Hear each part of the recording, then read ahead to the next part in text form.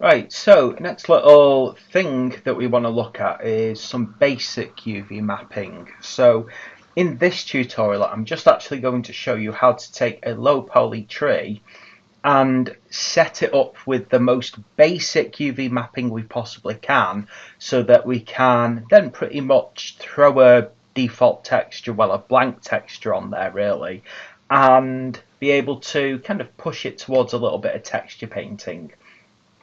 So for this, what we need to do is start off with our model and head into UV editing. And then from here, what we're going to do, very simply, is we're going to over on this side, make sure we are in edit mode, and then press A to select the whole tree. Now you can see that our tree here is not a tree at all as far as the UV maps, and that's because our tree started off as a sphere. Not a very full sphere. We actually reduced the number of rings and segments in our previous video.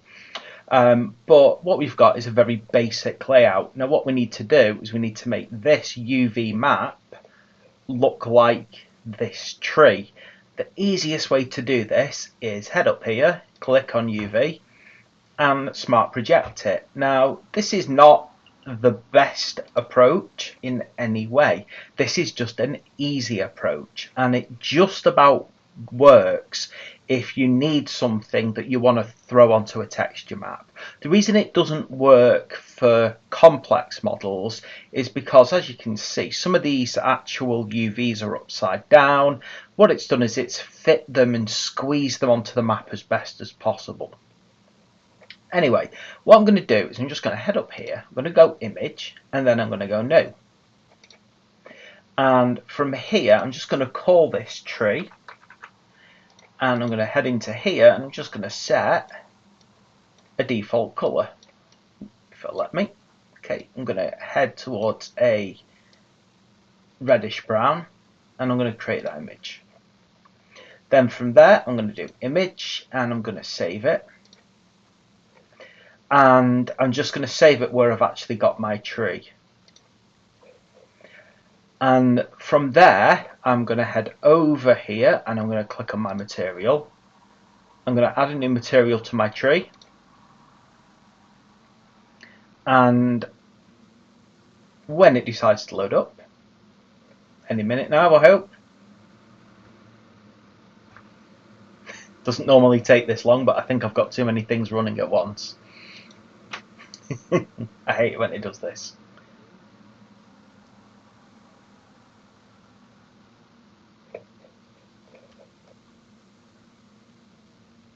There we go. Thank you, Blender. Pop on our base color here, press my little yellow dot and change it to an image texture. And then I'm going to open my little tree PNG. And now I'm going to head over into texture paint, like so. And you can see now I've actually got a kind of reddish brown tree. From here, I can actually then, if I want to, start texture painting straight onto it. Now, texture painting isn't the best thing in the world because it's like, I suppose the best way to describe it is it's very, it lacks the precision of a really good texture editor. But for what we're doing just here, it suffices. Now what I'm going to try and do is I'm going to try and get myself a slightly darker colour here, and I'm just going to kind of put it underneath, just where the shadows are, just for now. And then of course what I'm going to do, I'm going to start layering a little bit of texture painting. Now, as I said, this is not the best or the most elegant approach to texturing. This is just me showing you how you can very simply unwrap using a smart project and then just use some colours to add a bit of tone.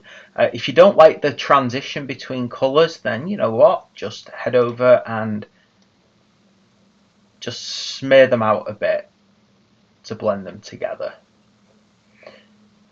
Unfortunately, as you can see, it's just not the best approach to both UV mapping and for actually creating textures, but sometimes it's a good starting point if nothing else. Particularly if you just need a quick, rough and ready asset that doesn't require really all high definitions, particularly a low poly tree like this, and you just want to break the pattern up in simple ways. So that is the simplest way that I can think of to say, hey, let's unwrap our tree, let's get a texture thrown on there, and let's just do some really, really simple stuff to actually just change the way it looks, to make a rough texture. If you've got time, you can spend a little bit longer doing stuff so that you've got a better effect. But, really, that is how simple it is to do this kind of texturing. But in my next video, I'm actually going to show you some more complex UV layouts.